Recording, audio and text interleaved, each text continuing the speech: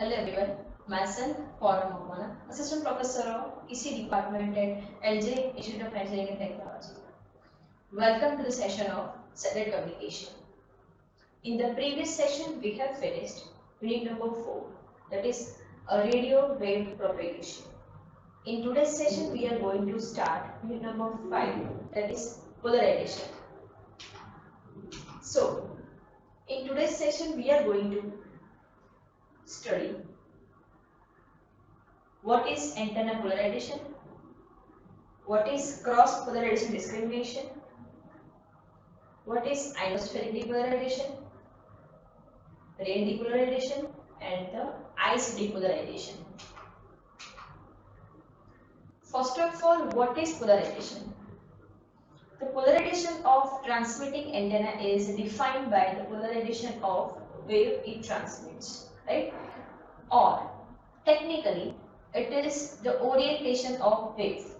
It can be either vertically, horizontally, elliptically, linearly, or circularly, right? So, the horizontal dipole will produce the horizontally polarized wave.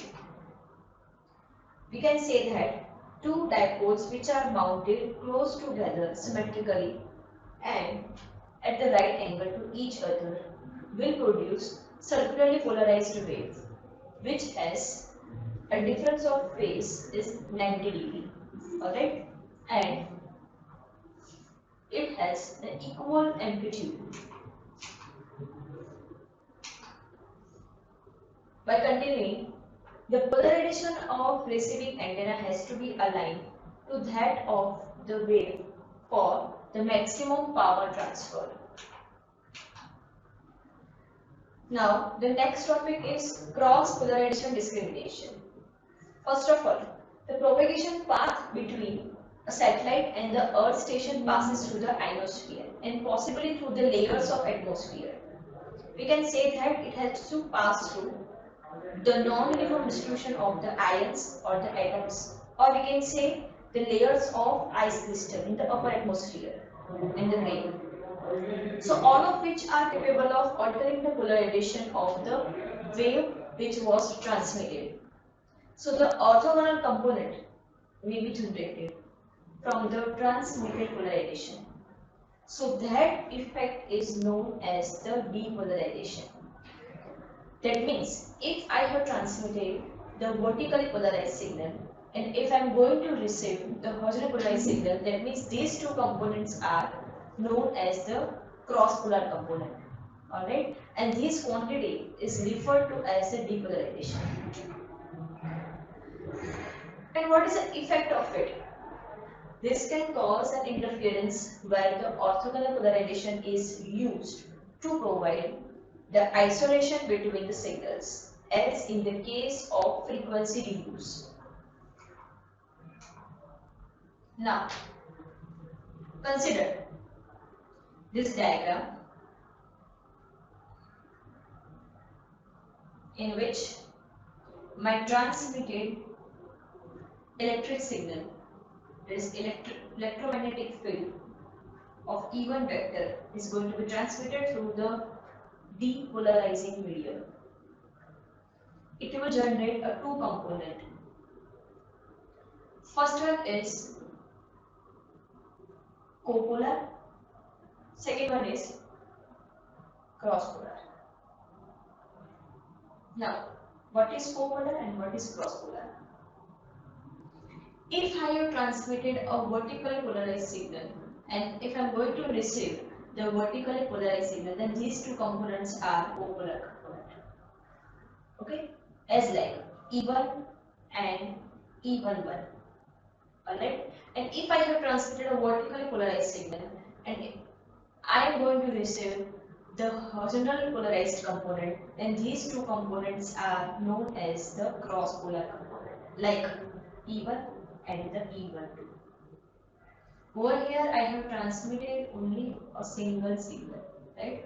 But what if I am going to transmit two signals? Over here, E1 and E2. First is the vertically polarized, the second one is the horizontally polarized signal, right? And if these two signals are going to be transmitted through the depolarized medium, then for E1,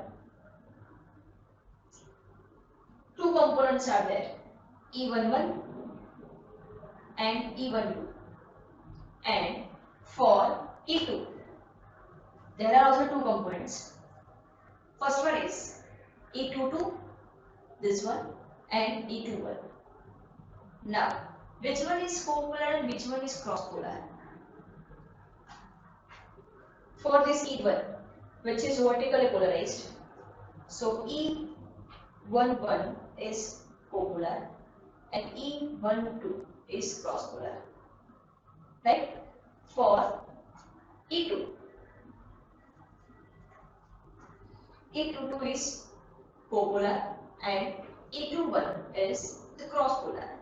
Why? Because this cross-polar component is going to be interfered with the copolar component of E1 vector. Alright?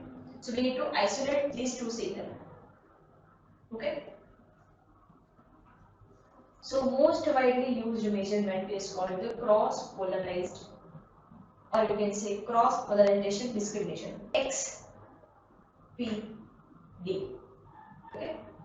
X stands for cross polarization discrimination.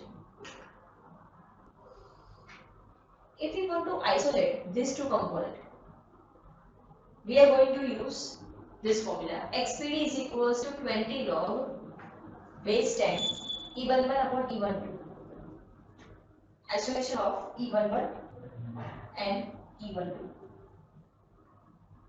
Or I can say, if I want to discriminate the copolar and cross-polar component, this is the copolar component and this is the cross-polar component, E12. That's why XPD, right? And if we want to isolate these two components, so cross-polarization isolation is capital I is equals to 20 log E11 upon E21, right? E11 is the copolar component for vector E1 and E21 is the cross-polar component for vector E1, right? So two orthogonally polarized signals with the magnitude E1 and E2 are there, which was transmitted. So this polarization isolation is defined by the ratio of received copolar power, that is E11, to the received cross-polar power, that is E21. This takes into account any additional depolarization which is introduced by a receiving system. Okay, so the received power is proportional to the square of electric field strength, and the polarization isolation is the ratio of received copolar to the received cross-polar. Okay. Now, what is ionospheric depolarization?